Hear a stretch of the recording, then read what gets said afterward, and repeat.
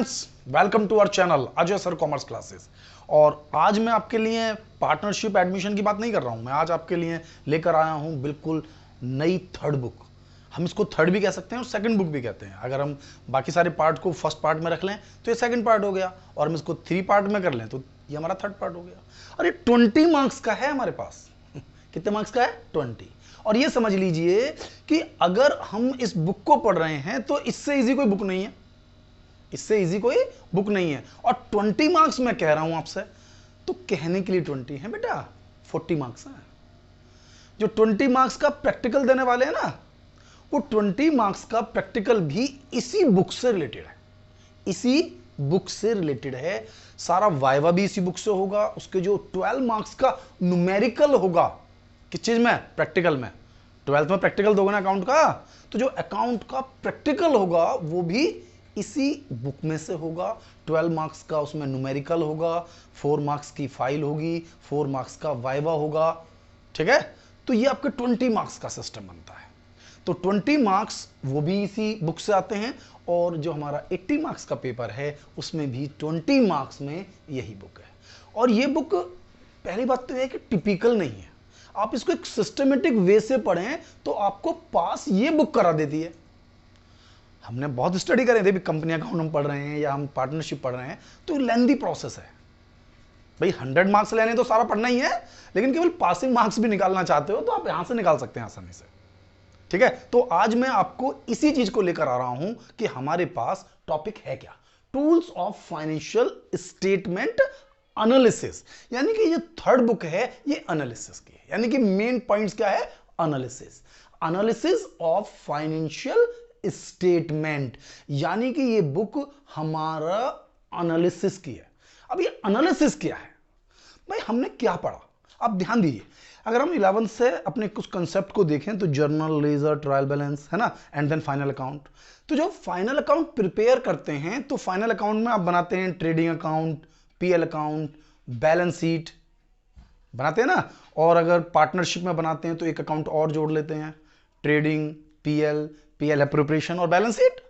लेकिन जब आप कंपनी के फॉर्मेट में आते हैं, कंपनी के फॉर्मेट में आते हैं तो पहले तो ऐसे ही बनता था, ट्रेडिंग, पीएल, मैन्युफैक्चरिंग अकाउंट, फिर ट्रेडिंग, फिर पीएल, फिर तुम्हारे पास पीएल एप्रोप्रिएशन अकाउंट और बैलेंस शीट। लेकिन अब कंपनीज एक्ट 2013 ने पूरे सिस्टम को कन्वर्ट कर दिया, चेंज कर दिया है। और अब हमारे पास जो बैलेंस शीट होती है वो इस तरीके से नहीं बनती, या हमारे जो फाइनेंशियल स्टेटमेंट है वो इस तरीके से नहीं बनते। तो बेसिकली जो मैं समझाना चाह रहा हूं वो कंसेप्ट मैं अभी बाद में समझाता हूं। पहले मेरा टॉपिक ये है कि जो हमने ट्रेडिंग, पीएल, बैलेंस शीट जो भी आपने प्रिपेयर किया, इससे आपने ये तो बता दिया कि हमने इस ईयर में कितना अर्न किया, हमने ग्रॉस प्रॉफिट कितना था, नेट प्रॉफिट कितना था, हमारे पास बैलेंस शीट में एसेट्स की वैल्यूज क्या हैं, लायबिलिटीज की वैल्यूज क्या हैं। ठीक है, ओके, यू आर करेक्ट, आपका अकाउंट्स परफॉर्मेंस परफेक्ट है। बट हमें उसको एनालाइज करना है, हमें उसे समझना है, अंडरस्टैंड करना है कि बेसिकली ये जो बैलेंस शीट हमने बनाई है लास्ट ईयर में क्या थी, आने वाले ईयर में क्या हो सकती है। तो क्या हो सकती है, that is the point of forecasting. अब फोरकास्ट किस पर बेस्ड है? यानी पास्ट पर। यानी कि ये जो बुक है, ये पूरी बुक ही एनालिसिस की है। यानी एनालाइज करना है पिछले ईयर्स यानी प्रीवियस ईयर्स के रिजल्ट को करंट ईयर्स के रिजल्ट से। और खास क्या, कुछ नहीं करना है। देखिए हमारे पास इसमें 4 स्टेटमेंट बनाए हैं, एक और है ये 5वां फंड फ्लो स्टेटमेंट, लेकिन ये हमारे सिलेबस में नहीं है। किसमें नहीं है? सिलेबस में नहीं है। तो चाहे तो अब इसे हटा दीजिए, फंड फ्लो स्टेटमेंट, क्योंकि इस पर हम डिस्कस ही नहीं करने वाले हैं। हम डिस्कस किस पर करेंगे? हमारे 4 statement, comparative, common size, ratio और कैश फ्लो। और ये अपने आप में एक पूरी चैप्टर है। जैसे रेशियो एनालिसिस अपने आप में एक पूरा बड़ा चैप्टर है, कैश फ्लो अपने आप में एक पूरा बड़ा चैप्टर है, लेकिन कंपैरेटिव और कॉमन साइज ये तो मजाक है। आप कर लीजिए, मैं कर लेता हूं, केवल मजाक टाइप का है, कुछ चैप्टर नहीं है, कोई टेक्निकल पार्ट नहीं है। यानी कि जो क्वेश्चन आपको दिया है केवल उसी को आपको बैक सॉल्व करना है। यानी कि एक्स्ट्रा में आपको इसमें कोई सॉल्यूशन नहीं जोड़ना है, कोई स्पेशल वर्क नहीं करना है। एक सिंपल सी परफॉर्मेंस इसके अंदर देनी है आपको, सिंपल सी परफॉर्मेंस। तो मैं आपको बताता हूं कि कंपैरेटिव स्टेटमेंट है क्या। कंपैरेटिव स्टेटमेंट क्या कर रहे हैं? कंपेयर कर रहे हैं। इन कंपैरेटिव स्टेटमेंट क्या कर रहे हैं? हम कंपेयर कर रहे हैं प्रीवियस ईयर के रिजल्ट से करंट ईयर के रिजल्ट को। अपोजिट भी कह सकते हैं, भाई करंट ईयर के रिजल्ट को प्रीवियस ईयर के रिजल्ट से हम कंपेयर कर रहे हैं, यानी कंपेयर में यहां पर हम ऑब्सोलेट चेंज कैलकुलेट कर रहे हैं। हम ये देख रहे हैं कि हमारी जो दो वैल्यूज हैं उनमें क्या चेंजेस आया, यानी कि एक तो ऑब्सोलेट चेंज और एक परसेंटेज। ये दो चीजें हम कैलकुलेट करते हैं कंपैरेटिव स्टेटमेंट में। यानी कि कंपैरेटिव स्टेटमेंट क्या है? एनालिसिस क्या comparing of two values, two और more values. Generally two values का ही होता है, लेकिन टू से ज्यादा वैल्यूज भी हम कंपेयर कर सकते हैं, बट बेसिकली एक स्टेटमेंट में आप केवल दो वैल्यू कंपेयर कर सकते हैं, प्रीवियस ईयर और करंट ईयर। तो प्रीवियस ईयर और करंट, इसलिए हम इसको क्या कहते हैं? हॉरिजॉन्टल एनालिसिस भी कहते हैं। ध्यान देना, कुछ लोग क्या कहते हैं इसको? Horizontal analysis. लेकिन दोनों ही हॉरिजॉन्टल एनालिसिस है, चाहे आप कंपैरेटिव पढ़ें चाहे कॉमन साइज पढ़ें, चाहे आप कंपैरेटिव पढ़ें चाहे आप कॉमन साइज पढ़ें। तो यहां पर हमें इसका एक पर्टिकुलर परफॉर्मा चाहिए। क्या चाहिए? पर्टिकुलर परफॉर्मा कि किस तरीके से कंपैरेटिव और कॉमन साइज स्टेटमेंट पूरे होते हैं। अब कंपैरेटिव और कॉमन साइज स्टेटमेंट भी अगर आप देखने लगे तो ये भी दो तरह से हैं। तो एक तो इसमें बनता है इनकम स्टेटमेंट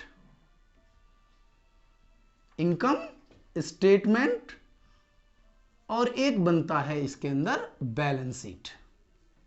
क्या बनता है बच्चा? Balance sheet. सेम अगर आप ध्यान देंगे तो इसमें भी दो ही बनते हैं। अगर आप इन दोनों की बात करेंगे तो इसमें भी वही है, यानी कॉमन साइज इनकम स्टेटमेंट और कॉमन साइज बैलेंस शीट। बहुत ही इजी। ये समझ लीजिए कि हमारे जो एग्जाम होता है उसका जो सबसे इजी पार्ट होता है, सबसे इजी पार्ट होता है वो यही होता है, कंपैरेटिव और कॉमन साइज। यानी 4 मार्क्स इस चैप्टर से आपको बिल्कुल फ्री में मिल जाते हैं। 4 मार्क्स का है केवल, बड़ा नहीं है, लेकिन ये है भी तो कुछ नहीं, है भी तो कुछ नहीं, जो क्वेश्चन है वही सॉल्यूशन है। यानी कि बहुत ही सिंपल सिस्टम में हम इसे सॉल्व कर सकते हैं, इनकम स्टेटमेंट और बैलेंस शीट। परफॉर्मा भी सेम है, परफॉर्मा भी सेम है। जैसे मैं आपको बताता हूं, आप किसी भी चीज का एक परफॉर्मा ओपन करेंगे तो परफॉर्मा क्या है, देखिए मैं आपको थोड़ा परफॉर्मा डिक्टेट कर देता हूं। यह है मेरे पास एक सिंपल सा कंसेप्ट मैंने ले लिया। तो एक तो मेरे पास हो गया पर्टिकुलर,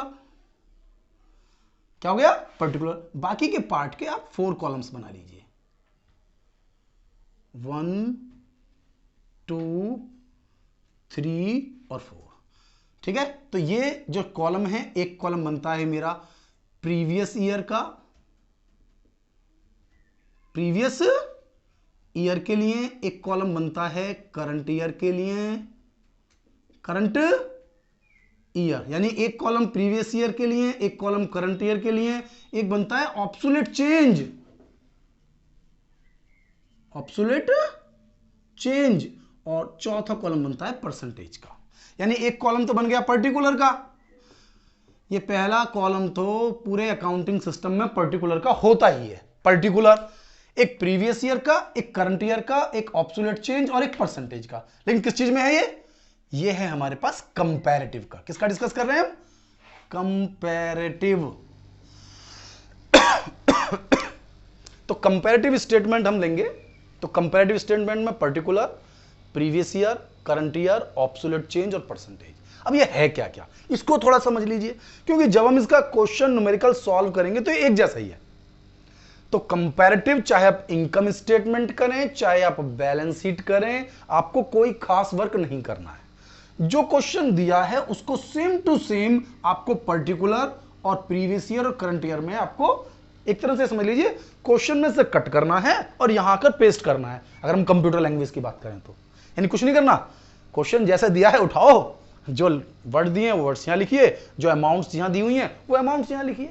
यानी कि अगर मैं इसको 5 कॉलम्स में बांट लूं, यानी कि 5 कॉलम बना लें, 1 2 3 4 और 5, कितने कॉलम्स बना लें?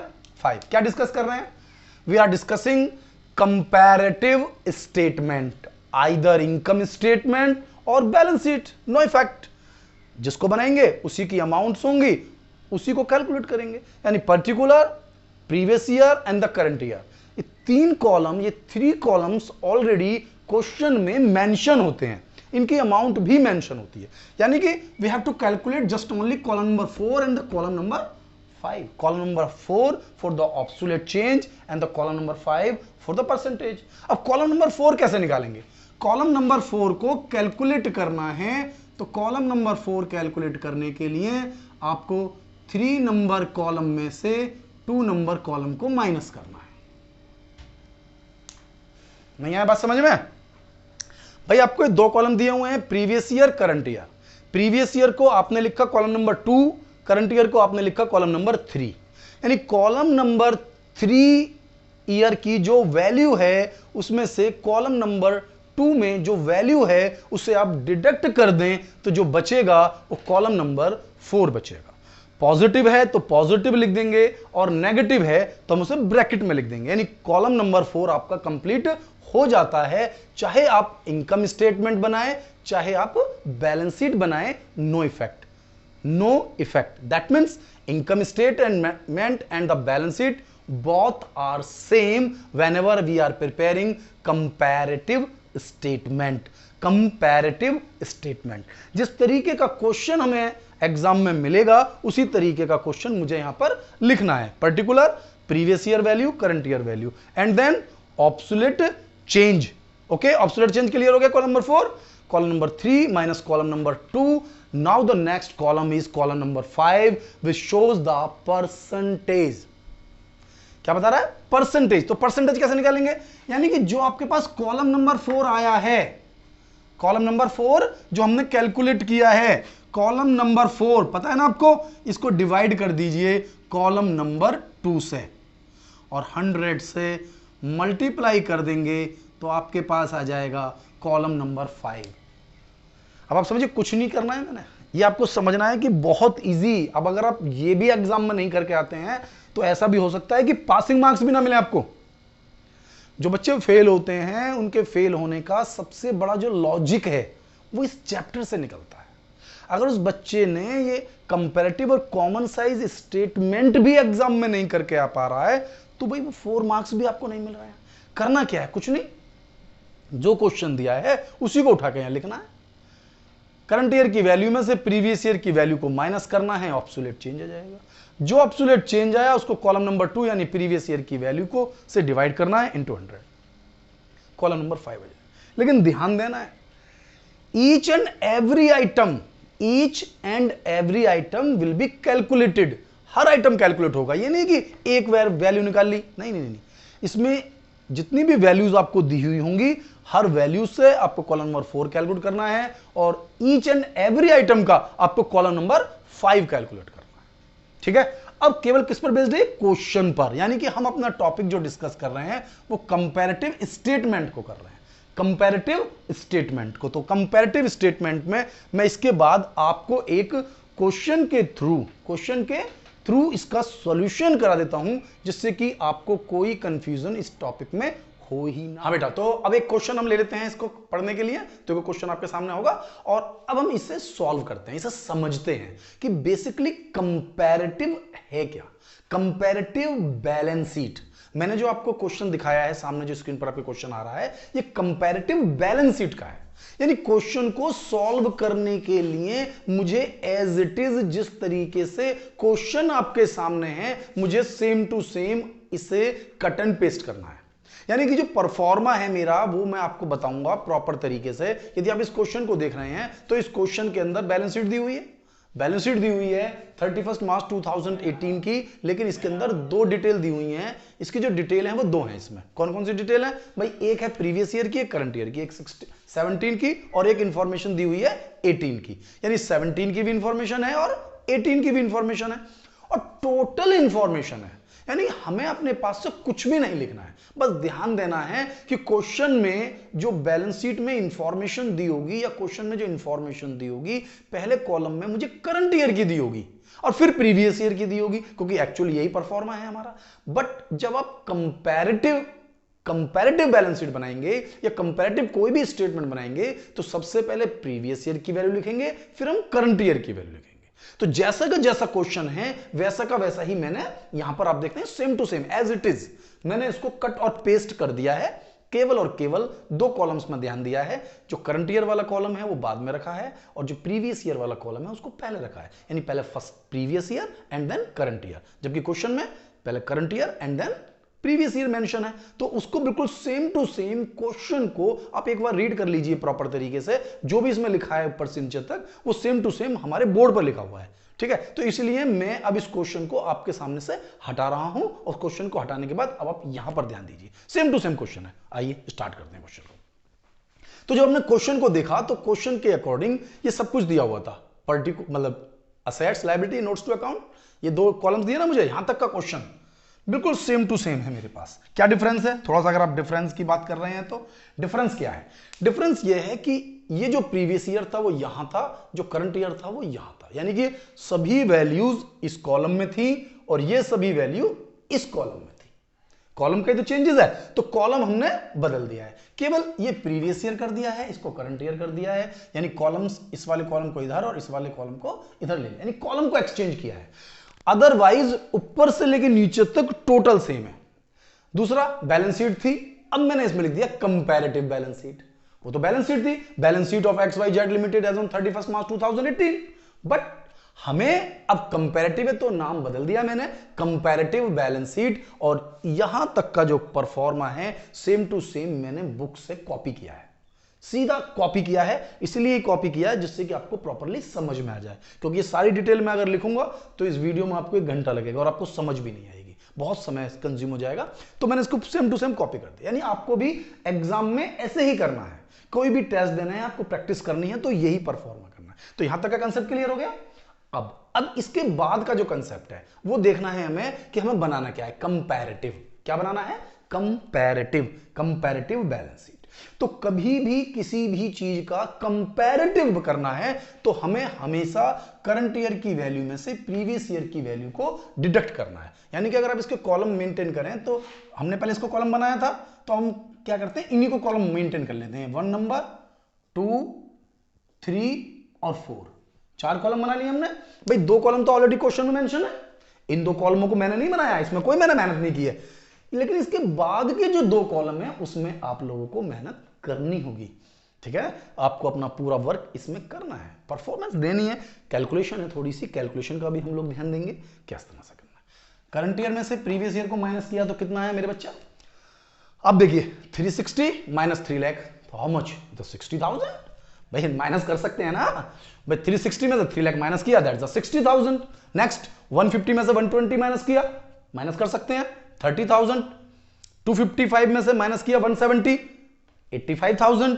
120 में से 150 माइनस किया तो माइनस का पॉजिटिव नहीं आया, नेगेटिव बैलेंस आया। क्यों आया नेगेटिव बैलेंस? भाई देखिए यहां पॉजिटिव है, यहां नेगेटिव है, कॉलम नंबर 2 में से कॉलम नंबर 1 माइनस करना है, यानी कॉलम नंबर 2 में से कॉलम नंबर 1 माइनस करेंगे तब आपके पास कॉलम नंबर 3 आएगा। यानी कि ऊपर से लेकर नीचे तक हम इसी कंसेप्ट को लेकर चल रहे हैं। इवन इसके टोटल में भी हमने यही किया है। 885,000 में से 7,40,000 हमने माइनस किया है, तो 1,45,000 हमारा बैलेंस आ गया। इधर साइड में भी, असेट साइड में भी सेम होगा। 650 में से 5 लाख माइनस किए, यानी 1,50,000। 1 लाख में से 1 लाख माइनस किया तो डिफरेंस कुछ है ही नहीं। 125 में से 120 माइनस किए तो 5,000, और 10,000 में से 20,000 माइनस किया तो माइनस के 10,000। यानी कि आपको कॉन्सेप्ट को पूरी तरह से समझना है।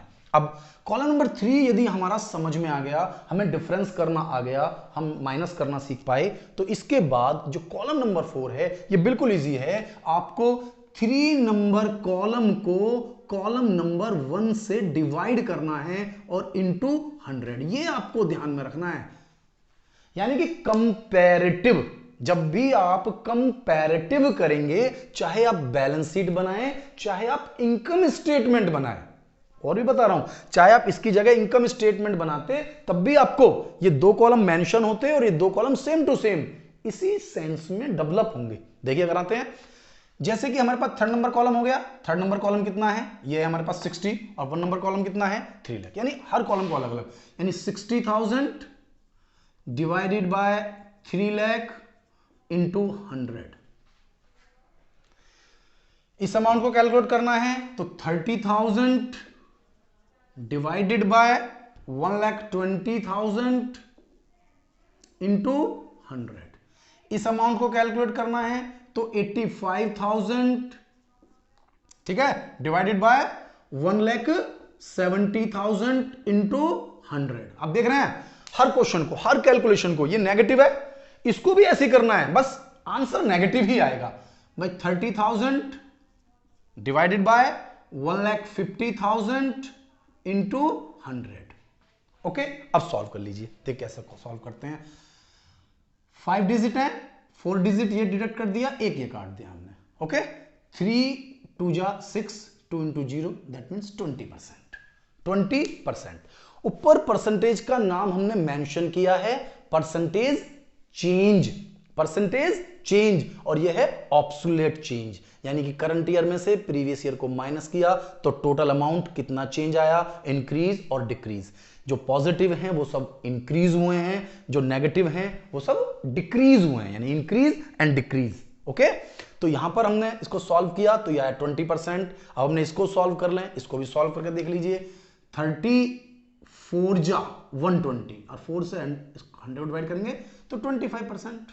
बताइए, बार बार नहीं लिखना है क्वेश्चन में, बार बार परसेंटेज नहीं लिखना है, ऊपर परसेंटेज हमने मेंशन कर दी है, ठीक है। नेक्स्ट, इस क्वेश्चन को सॉल्व कर रहे थे, 85 डिवाइड बाय 170। 85 को 2 से डिवाइड करें तो 170 आता है, और 2 से 100 डिवाइड करें तो 50 आता है। आ गया 50। ऐसे यहां लिख दीजिए, 35 जा 150 और 5 से 100 को डिवाइड करेंगे तो 20। But negative, but it is negative, क्योंकि यहां 30 नेगेटिव आ रहा। सेम है, सेम आपको यहां करना है। दैट मीन्स कि 650 में से हमने क्या माइनस किया बेटा, अभी बताया था ना, 5 लाख को माइनस किया, ये अमाउंट आ गई, ये माइनस किया। अब क्या करना है, जो आंसर आया, जैसे 150 आंसर आया, कितना आंसर है हमारा 1,50,000, और प्रीवियस ईयर की अमाउंट कितनी है 5 लाख। बताया ना, कॉलम नंबर 3 को जो आंसर आए हैं, इसको कॉलम नंबर 1 में जो लिखी हुई अमाउंट है, कितनी अमाउंट लिखी हुई है 5 lakh rupees. Okay, into 100। Okay, 5 3 जा 15, देखिए 5 जीरो है, 4 जीरो इधर से काटे, 1 जीरो से काटे, 30%, दैट इज द 30%। सेम आपको जितनी भी कैलकुलेशंस करनी है सेम करनी है। कुछ कैलकुलेशन पॉइंट्स में भी आ सकती है, तो जो पॉइंट्स में आएंगे उनको बस मैक्सिमम 2 डिजिट तक रखना है, जैसे कि ये वाली कैलकुलेशन आप देख रहे हैं, ठीक है। इस कैलकुलेशन में क्या है, 5000 डिवाइडेड बाय 120, देख रहे हैं ना भाई, तो जीरो हो गया, इसको कैलकुलेशन करनी नहीं है मुझे। 5000 डिवाइडेड बाय 1,20,000 इंटू 100, देख रहे हैं ना, 5000 डिवाइडेड बाय 1,20,000 इंटू 100। अब देखिए 3 और 2 5, यहां पर कितने हैं 4 और 1 5, यानी कि ऊपर 5 है, नीचे 1.2 है, 1.2। तो या तो फिर एक जीरो ऊपर बढ़ा ही लो, तो ऊपर हो जाएगा मेरे पास 50। 50 को डिवाइड करेंगे, मैं आपको दिखा देता हूं, 50 को डिवाइड करेंगे 12 से तो कितना आंसर आएगा, 12 4 जा 48, कितना 48, फिर 2 बचा, 12 बन जा 12। क्लियर हो रहा है, समझ में आ रहा है, ये पॉइंट लग गया, ध्यान देना बेटा, पॉइंट लग गया है। तो इस तरीके से ये मैंने 1 डिजिट किया, 2 डिजिट तक कर लें, बस 2 ही डिजिट लें, क्योंकि ये सब परसेंटेज हम केवल 2 डिजिट तक ही कैलकुलेट करेंगे। तो इस तरीके से हमारी ये सारी परसेंटेज कैलकुलेट हो जाती हैं। यानी कि इस चैप्टर की खास बात क्या है, 4 मार्क्स है, थोड़ा क्लरिकल काम करना पड़ा, लेकिन वो अपने माइंड में ठीक होना चाहिए, यानी कि इसके 4 मार्क्स में ले आऊंगा, ये हमें कॉन्फिडेंस होना ही चाहिए, ठीक है। बहुत ज्यादा आपको जरूरी नहीं है कि आप इसको बिल्कुल परफेक्ट परफॉर्मे में शो करें, अगर आपके पास टाइम कम है तो टाइम के अकॉर्डिंग मेंटेन करना है। जैसे मैं लिखा प्रीवियस ईयर, डेट मत लिखिए, करंट ईयर, काम चल गया, ऑब्सोलेट चेंज, खाली परसेंटेज लिख दीजिए, नोट्स टू अकाउंट लिखना ही है। इसको भी थोड़ा सा चाहें तो कम कर सकते हैं, लेकिन क्वेश्चन जैसा है वैसा ही आपको लिखना होता है, इसलिए आपको ये सारी अमाउंट्स लिखनी तो होंगी। अमाउंट्स में कोई कंजूसी नहीं कर सकते हैं, अमाउंट तो आपको सेम एज इट इज लिखनी ही है, पर पहले previous year and then current year. Okay, तो ये सारा का सारा हमारा सॉल्व हो गया कंपैरेटिव बैलेंस शीट। लेकिन इसी में मैं आपको एक पॉइंट और समझा देता हूं, कॉमन साइज बैलेंस शीट। अगर मेरा क्वेश्चन में कॉमन साइज बैलेंस शीट आ जाता है, क्या आ जाता है कॉमन साइज बैलेंस शीट, तो क्या करना है, कुछ नहीं करना है, कुछ भी नया नहीं करना है, आपको बस ध्यान देना है। ध्यान क्या देना है, क्वेश्चन जैसे लिखा है एज इट इज लिखा हुआ है, यहां तक का क्वेश्चन आपको सेम करना है। यानी कि क्वेश्चन में आप पूरे चैप्टर में पढ़ते रहेंगे 4 चीजें हैं, कंपैरेटिव, दो कंपैरेटिव हैं, यानी कंपैरेटिव बैलेंस शीट और कंपैरेटिव इनकम स्टेटमेंट, दो कॉमन साइज हैं, कॉमन साइज बैलेंस शीट और कॉमन साइज इनकम स्टेटमेंट। हम क्या कर रहे हैं, हम पढ़ रहे हैं कंपैरेटिव, और कंपैरेटिव को ज्यादा बेस्ट तरीका है कि कंपैरेटिव में दोनों पढ़ लीजिए, मतलब सॉरी, बैलेंस शीट पढ़ रहे हैं तो बैलेंस शीट के दोनों पढ़ लीजिए, कंपैरेटिव भी और कॉमन साइज भी। और फिर मैं एक एग्जांपल आपके लिए इनकम स्टेटमेंट का ले लूंगा, उसमें भी मैं आपको कंपैरेटिव और कॉमन साइज दोनों समझा दूंगा, तो आपका कंसेप्ट बिल्कुल क्लियर हो जाएगा। यानी इसी परफॉर्मे में मैं आपको दूसरा वाला मेथड, दूसरा मेथड कौन सा है मेरा, मैं इसको अभी हटा देता हूं और इसके बाद मैं आपके लिए क्या करवा देता हूं, कंपैरेटिव के साथ दूसरा कौन सा होगा, कॉमन साइज। अब मेरे साथ साथ देखिए, इस कंपैरेटिव को हटाऊंगा बिल्कुल एज इट इज, यहां पर लिख दूंगा मैं कॉमन साइज, कॉमन साइज, जैसा क्वेश्चन में रिक्वायर्ड हुआ। कंपैरेटिव था तो कंपैरेटिव बना दिया, उन्होंने कहा नहीं नहीं हमें तो कॉमन बनाना है, तो कॉमन साइज हो गया। ये कॉलम, ये अमाउंट, ये अमाउंट, ये अमाउंट बिल्कुल सेम टू सेम आपको रखनी है। इसमें दो कॉलम बनाए थे मैंने, कितने कॉलम बनाए थे, दो, एक परसेंटेज चेंज का और एक ऑब्सोलेट चेंज का, ऑब्सोलेट चेंज और परसेंटेज चेंज।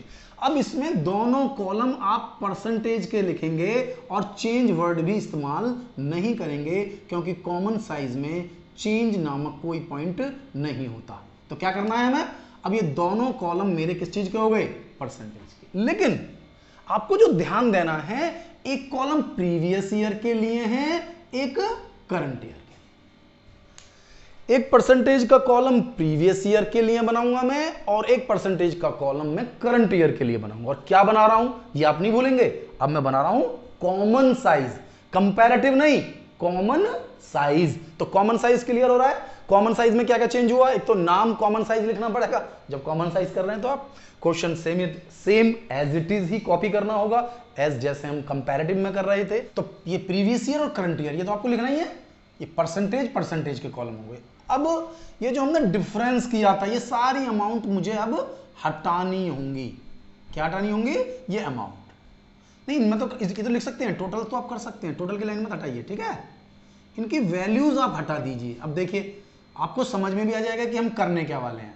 क्लियर हो रहा है, नहीं हो रहा है, यानी कि ये दो कॉलम्स की जो अमाउंट्स हैं ये आप हटाइए, यानी कि सेम टू सेम कॉलम बनाना है, बस कैलकुलेशन डिफरेंट स्टाइल में आप लोगों को करनी होगी। आ रहा है बात समझिए, बिल्कुल नहीं भाई, प्रीवियस ईयर हो गया, करंट ईयर हो गया, अब आगे क्या पढ़ना है, अब क्या करना है, अब हमें यदि हम कॉमन साइज बैलेंस शीट पढ़ रहे हैं, इससे पहले कंपैरेटिव था, अब है कॉमन साइज। तो कॉमन साइज में हमें अब सबसे पहले प्रीवियस ईयर की परसेंटेज निकालनी है। तो प्रीवियस ईयर की परसेंटेज निकालने के लिए जितनी भी वैल्यूज हैं, 3 लाख, 1,20,000, 1,70,000, 1,50,000, 7,40,000, 5 लाख, 1 लाख, 120, 20 और 7,40,000।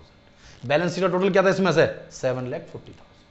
यानी कि इनकी सभी वैल्यूज को सेपरेटली, इन सभी वैल्यूज को सेपरेटली आपको डिवाइड करना है टोटल से। प्रीवियस ईयर की वैल्यूज को प्रीवियस ईयर के टोटल से ही डिवाइड करना है, और करंट ईयर की वैल्यूज को करंट ईयर के टोटल से ही डिवाइड करना है। यानी कि ये वैल्यूज अगर आपको निकालनी है, ये वाली वैल्यू, तो वर्किंग नोट में आप बना लेंगे क्या क्या अमाउंट आएंगी आपके पास, 3 लाख डिवाइडेड बाय 7,40,000 इंटू 100, और इसकी परसेंटेज आपको लिखनी है सॉल्व करके। इसका निकालना है तो कैसे निकालेंगे, 1,20,000 डिवाइडेड बाय 7,40,000 इंटू 100। अब दूसरी अमाउंट की परसेंटेज आपके पास आ गई, इसका निकालना है तो 1,70,000 डिवाइडेड बाय 7,40,000 इंटू 100, और इसका निकालना है तो 1,50,000 डिवाइडेड बाय 7,40,000 इंटू 100, और इसका निकालना है तो निकालने की जरूरत ही नहीं है। क्यों नहीं है, क्यों नहीं है, अरे 7,40,000 को यदि मैं 7,40,000 से ही डिवाइड करूंगा तो कट जाएगा, इंटू 100 तो 100 आ जाएगा। ये सारी कैलकुलेशन यहां शो नहीं करनी है आपको, ये यहां शो नहीं करनी है, ये सब वर्किंग नोट में शो करनी है। जैसे मैंने यहां आपको वर्किंग नोट बनाया था, अब मुझे इस वर्किंग नोट की कोई आवश्यकता नहीं है, तो मैं इस वर्किंग नोट को सारे को हटा दूंगा, इस वर्किंग नोट को हटा दूंगा, तो मैं भी डस्टर से सारा ये हटा देता हूं, आपको केवल ये पढ़ना है। ठीक है मेरे बच्चा, क्या स्थिति, यानी कि ये हट गया सारा का सारा, इसकी कोई जरूरत नहीं है मुझे। ठीक है बेटा, पॉइंट टू पॉइंट तक चले आए, कोई रिक्वायरमेंट नहीं है, कॉलम तैयार हो गया मेरा ये। और क्या हटाना है, ये सारा का सारा मुझे हटाना है, तो ये सारा का सारा मैं हटा देता हूं। ओके बेटा, क्योंकि ये सारी कैलकुलेशन किस चीज की थी, ये सारी कैलकुलेशन कंपैरेटिव की थी, हम कर रहे हैं कॉमन साइज की। तो कॉमन साइज में क्या क्या कैलकुलेशन हो गई हमारे पास, यानी कि ये वर्किंग नोट मुझे यहां नीचे कहीं बनाना है और यहां केवल इनकी अमाउंट्स लिखनी है। क्या लिखनी है, इनकी केवल अमाउंट्स लिखनी है जो सॉल्व हो गई। चलो मैं इससे एग्जांपल लेकर समझाता हूं, तुम्हें अच्छा समझ में आएगा। जैसे कि हमारे पास है ये 3,60,000 कितनी है, तो यहां बाहर। ठीक है बच्चा, 3,60,000 डिवाइडेड बाय 8,85,000 इंटू 100, और जो अमाउंट आई वो आपको यहां लिखनी है। इसका निकालना है तो 1,50,000 डिवाइडेड बाय 8,85,000 इंटू 100, और इसकी अमाउंट आपको यहां लिखनी है। अब ध्यान देना, इसमें कुछ कैलकुलेशन टिपिकल सी भी है। टिपिकल जैसे कि अब इनकी अमाउंट तो थोड़ी कट जाएंगे, लेकिन कुछ की अमाउंट्स काटने में प्रॉब्लम हो सकती है आपको। तो आपको मैंने कहा था 2 डिजिट तक करना है, लेकिन कभी कभी क्या होता है कि कैलकुलेशन आपको बहुत लेंदी हो रही है। तो उस लेंदी कैलकुलेशन के लिए आपको क्या करना चाहिए, देखिए मैंने आपसे कहा कि मिशन तो 100 है मेरा, तो टॉपर्स बच्चों को तो एक एक कैलकुलेशन करके आनी ही पड़ेगी, उनके लिए कोई ऑप्शन नहीं है। लेकिन कुछ बच्चे ऐसे भी हैं जो पासिंग के लिए तरस रहे हैं, उनको पासिंग मार्क्स चाहिए, तो उनके लिए मैं हेल्प कर दे रहा हूं कि जो 4 मार्क्स का ये न्यूमेरिकल आएगा, यदि आपने इसकी इस तरह से परसेंटेज भी मतलब एक अमाउंट की कैलकुलेशन यहां पर वर्किंग नोट बनाइए और एक अमाउंट सॉल्व करके दे दीजिए, ऐसे ही कैलकुलेशन के लिए एक अमाउंट सॉल्व करके दे दीजिए, तब भी आपको टीचर 3 मार्क्स दे देगा, क्योंकि उसे आपका कंसेप्ट एकदम क्लियर हो गया कि आपको कैसे करना है। उसे भी समझ में आ गया कि ये परसेंटेज कैलकुलेट करने में दिक्कत आ रही है, टाइम कंज्यूम है, इसलिए बच्चे ने इसको ऐसा किया है, इसलिए 4 में से 3 मार्क्स मिल जाते हैं। लेकिन जिन्हें 100 चाहिए उन्हें तो बेटा बहुत स्ट्रगल करनी ही होगी, एक एक कैलकुलेशन को सॉल्व करके ही लिखना होगा। जनरली देखिए मैंने जो क्वेश्चन उठाया ये कंपैरेटिव वाले को ही कॉमन साइज में कन्वर्ट कर दिया, तो कैलकुलेशन थोड़ी सी टिपिकल आ रही हैं, अदरवाइज जो कैलकुलेशन है ये और इजी आएंगी। अब दूसरी बात ध्यान दीजिए, ये कोई भी वैल्यू हो, चाहे वो असेट्स की वैल्यू हो चाहे वो लायबिलिटी की वैल्यू हो, इतना तो हमें पता ही है कि भाई असेट्स का टोटल और लायबिलिटी का टोटल दोनों का सेम होता है, अलग अलग तो होता नहीं है। असेट्स करो चाहे लायबिलिटी कर लो, तो असेट्स के टोटल से डिवाइड कर दो सारी वैल्यू, चाहे लायबिलिटी के टोटल से डिवाइड कर लो, बात तो एक ही है ना। तो इन सभी वैल्यूज को 7,40,000 से डिवाइड करना है और इन सभी वैल्यू को 8,85,000 से डिवाइड करना है, और आपका कॉमन साइज स्टेटमेंट भी क्लियर हो गया। अब मैं आपको एक बात और बताता हूं, जर्नली एग्जाम में जब कॉमन साइज सॉल्व कराता है तो वो 2 सॉल्व नहीं कराता, एक ही सॉल्व करा लेता है, और बच्चे सारे गलत करके आते हैं। क्यों? क्योंकि हमने क्या पढ़ा, हमने तो ये पढ़ा भाई 2 ईयर कम से कम होते हैं, हम कंपैरेटिव कर रहे हैं, कॉमन साइज कर रहे हैं, हमारी समझ ही नहीं आ रहा, हमें तो क्वेश्चन ही समझ में नहीं आया। क्यों समझ में नहीं आ रहा? क्योंकि केवल 1 ईयर की वैल्यू दे रखी है, दूसरी वैल्यू ही नहीं दे रखी। तो कॉमन साइज में, कंपैरेटिव में तो 2 ही वैल्यू चाहिए कम से कम, क्योंकि 2 वैल्यू को कंपेयर करना है, लेकिन कॉमन साइज में हमें 1 ईयर की वैल्यू से भी कैलकुलेशन करा सकता है। यानी कोशिश जो होती है सीबीएसई के अकॉर्डिंग, जो पेपर डिजाइन होता है, ये क्वेश्चन बिल्कुल सिंपल बनाया जाता है आपके लिए। 2 या 3 कैलकुलेशंस रखी जाती हैं, कोशिश की जाती है कि बच्चे इसमें गेन कर लें, तो ये पासिंग मार्क्स के लिए बनाया जाता है। समझ में आई ना? तो टिपिकल नहीं होगी इतनी कैलकुलेशन, ये तो मैंने कंपैरेटिव को ही कॉमन में कन्वर्ट करते हैं, इसलिए थोड़ा टिपिकल लग रही होगी। और अगर 1 ईयर का पूछा है तो बस 1 ईयर के लिए एक कॉलम आपको और बनाना है, यानी 4 कॉलम बनाने की बजाय आपको केवल 2 कॉलम बनाएंगे, एक कॉलम में जो अमाउंट दी होंगी और दूसरे कॉलम में उसकी परसेंटेज, ये आपको ध्यान देना है, वरना बोर्ड एग्जाम में आप इसके 4 मार्क्स उड़ा देंगे। टीचर ने तो आपको पास होने के लिए छोटा सा क्वेश्चन दिया कि आप जल्दी जल्दी पास हो जाइए, और आपने पूरे मार्क्स उड़ा दिए, तो आपको ध्यान देना है। ठीक है, तो आज मैंने आपको कंपैरेटिव बैलेंस शीट और कॉमन साइज बैलेंस शीट का पूरा कंसेप्ट समझाया, यानी सभी क्वेश्चंस आप सॉल्व कर सकते हैं। अब मैं अपनी नेक्स्ट वीडियो में आपके लिए इनकम स्टेटमेंट में कंपैरेटिव और कॉमन साइज दोनों को लेकर आ रहा हूं। और अब आपको मेरी वीडियो कैसी लगी, मेरी वीडियो को लाइक करें, चैनल को सब्सक्राइब करें, और बहुत जरूरी जो चीज है, अगर आपने अभी तक बेल आइकॉन प्रेस नहीं किया है तो आप बेल आइकॉन को प्रेस कर लें, जिससे कि आपको मेरी सारी लेटेस्ट वीडियो की जो नोटिफिकेशन वो मिल जाए, और जो मैं नेक्स्ट वीडियो डालूंगा उसका भी नोटिफिकेशन आपके पास आ जाएगा, और आप आपको सारी की सारी इंफॉर्मेशन मैं चाहता हूं मिल जाए और एक एक पॉइंट आपके 100 मार्क्स में कहीं छूटे ना। ठीक है, मिलता हूं नेक्स्ट वीडियो में। Thank you.